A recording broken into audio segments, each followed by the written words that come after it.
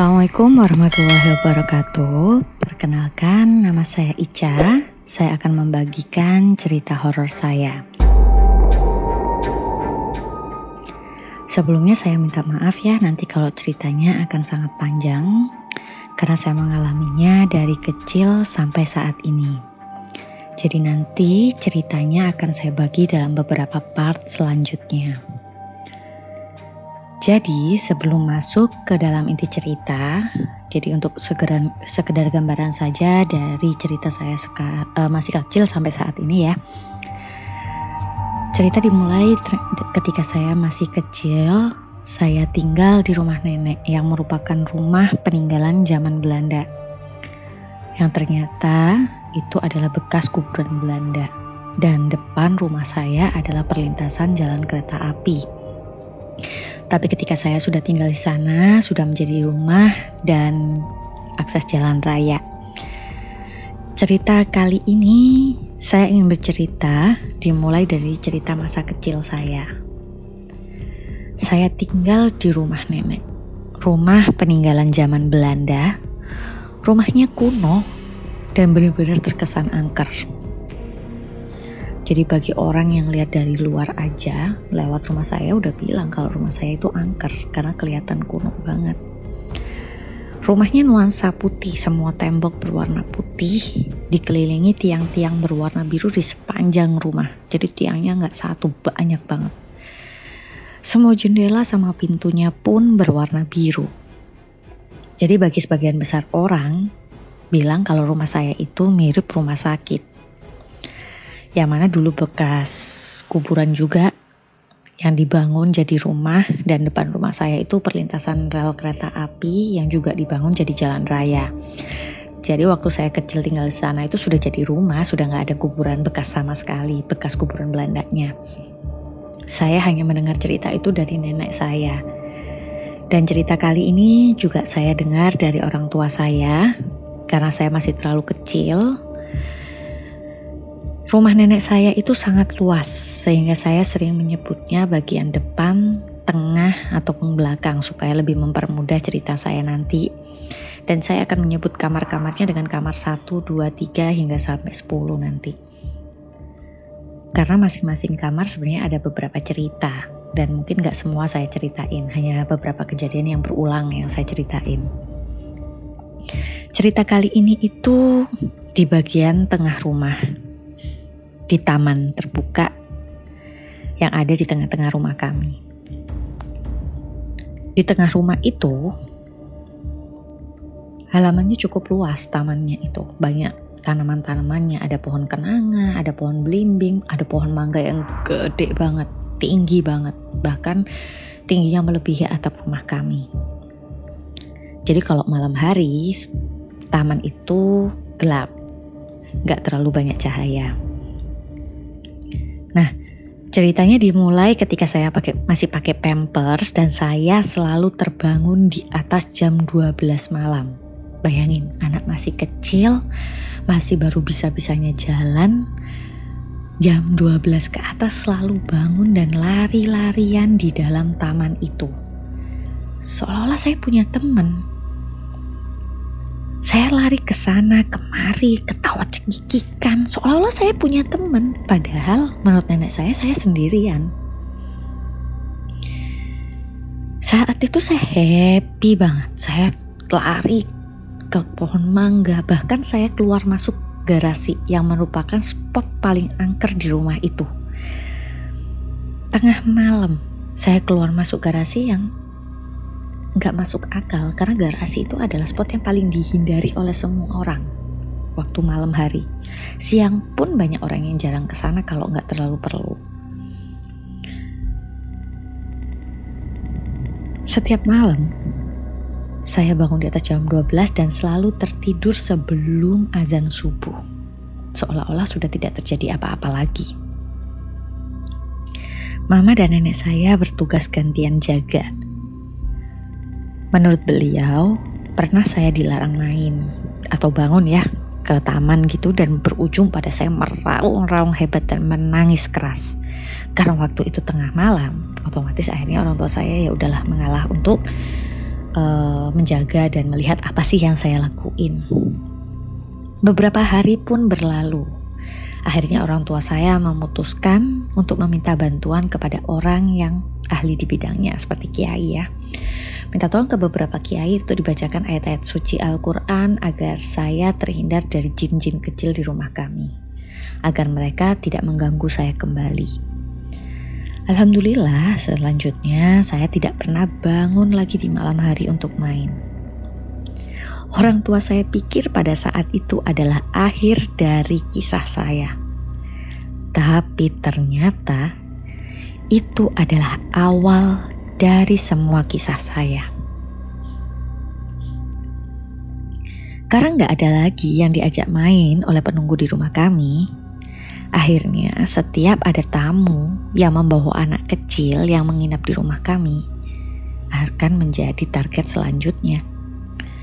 Teman kecil kami akan diajak main, entah itu saudara, teman, atau siapapun.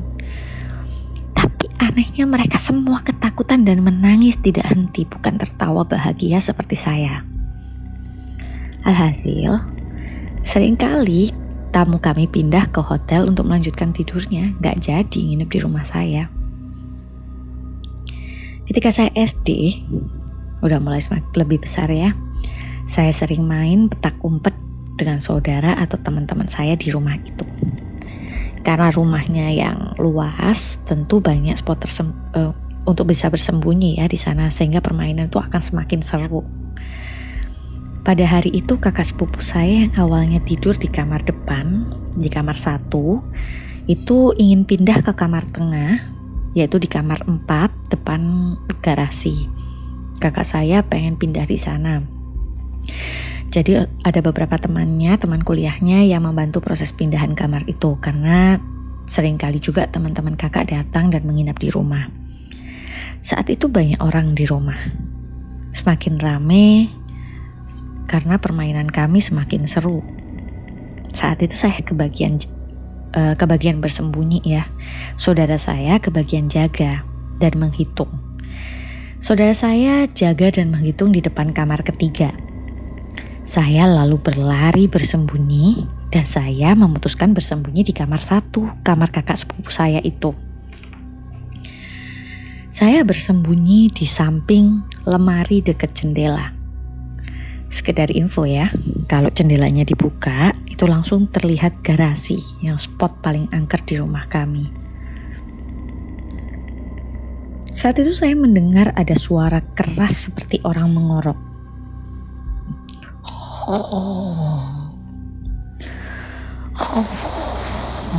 Sangat keras sekali. Tapi aneh. Semuanya lalu lalang seperti gak ada yang dengar. Aneh, kok gak ada yang dengar seperti biasa aja, padahal suaranya kenceng sekali. Saya pun kepo dan mencari asal suara tersebut. Dan mendapati ternyata suara tersebut ada di balik jendela kamar. Saya buka pelan-pelan jendela kamar, saya ngintip. Saya pun mencoba melihat, ada apa, siapa yang tidur di sana. Betapa kagetnya saya melihat sosok berbulu hitam besar sedang tidur di bawah jendela di garasi itu. Saking besarnya saya hanya melihat bagian muka sampai perut saja. Suara ngoroknya semakin keras. Dan seketika saya menyadari ada yang aneh. Saya pun tersadar. Suara ramai yang tadi ada di dalam rumah ketika sayup-sayup terdengar. Yang awalnya ramai, tiba-tiba seperti volume yang semakin dikecilkan, semakin kecil, semakin lama semakin hilang, sehingga sunyi. Saya merasa seperti tertarik semakin dalam ke dalam keheningan. Hanya ada sosok itu yang semakin jelas. Saya panik, sangat ketakutan. Mencoba minta tolong, tapi suara saya seperti tertahan, gak bisa bersuara. Saya mencoba baca ayat kursi, Tapi gagal, selalu bulat, tidak pernah sampai habis. Mencoba lagi, gagal lagi. Coba lagi, gagal lagi. Semakin panik saya. Saya mencoba berteriak minta tolong, tapi tetap tidak bisa. Saya tidak tahu apa yang terjadi sama saya.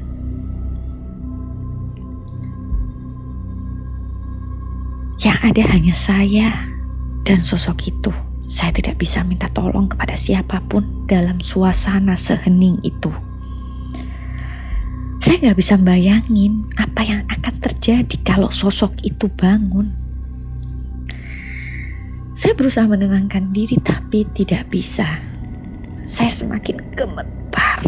Semakin lama saya di sana, semakin saya gemetaran. Tidak ada orang yang bisa membantu saya, bahkan tidak ada orang yang melihat saya ada di sana. Seolah-olah saya tidak ada di sana.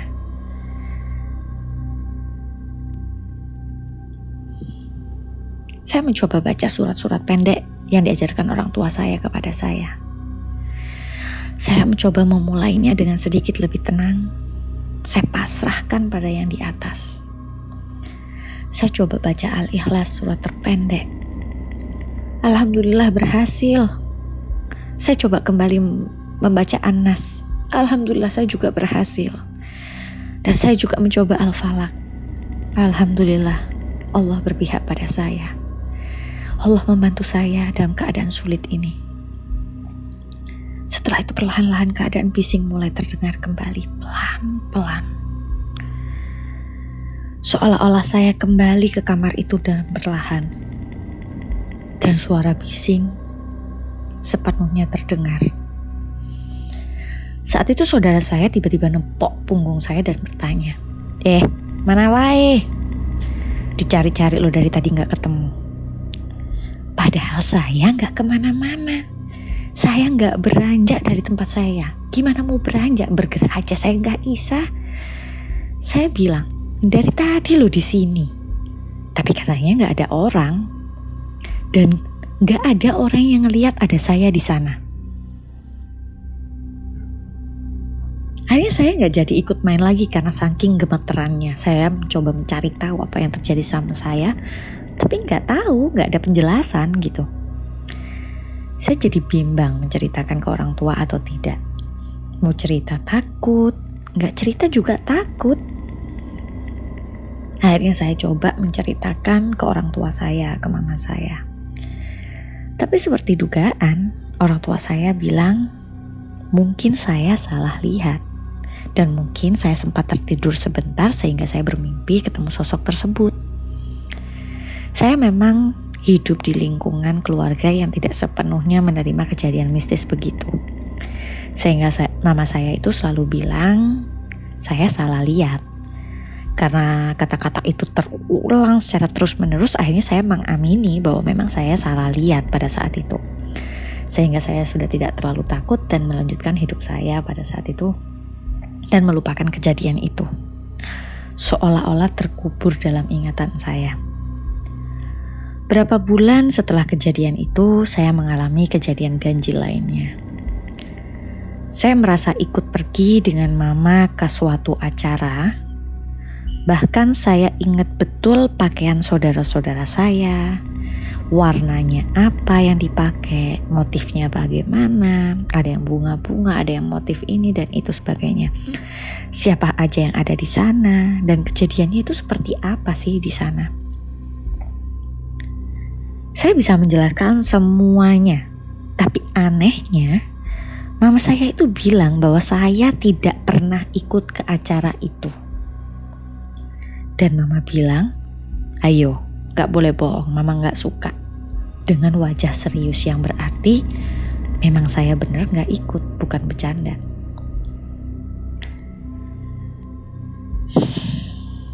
Ya mungkin cerita detailnya nanti akan saya ceritakan di part selanjutnya ya, supaya gak terlalu panjang di part ini. Sekian cerita saya kali ini, mohon maaf bila ada kurangnya dalam saya bercerita. Untuk cerita selanjutnya saya tidak memaksa kalian untuk percaya, tapi saya meyakini benar-benar mengalaminya. Terima kasih mau mendengarkan cerita saya. Sampai bertemu lagi di cerita selanjutnya. Assalamualaikum warahmatullahi wabarakatuh.